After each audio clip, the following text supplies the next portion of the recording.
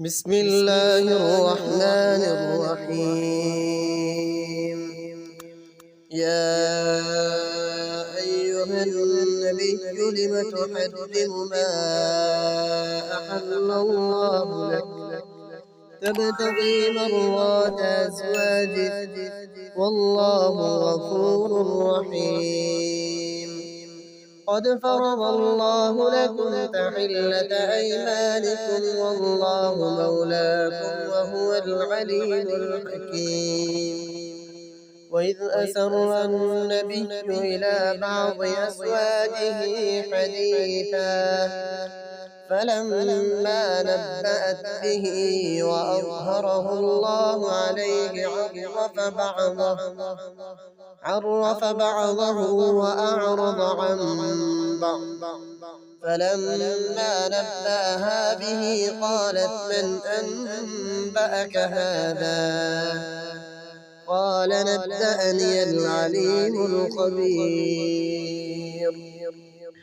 إن تتوبا إلى الله فقد صغت قلوبكما وإن تظاهرا عليه فإن الله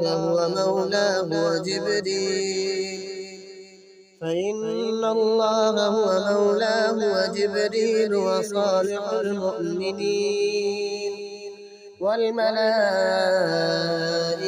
بعد ذلك ظهير.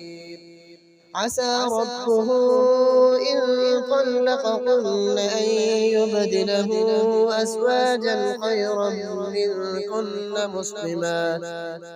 منكن مسلمات مؤمنات قانتات تائبات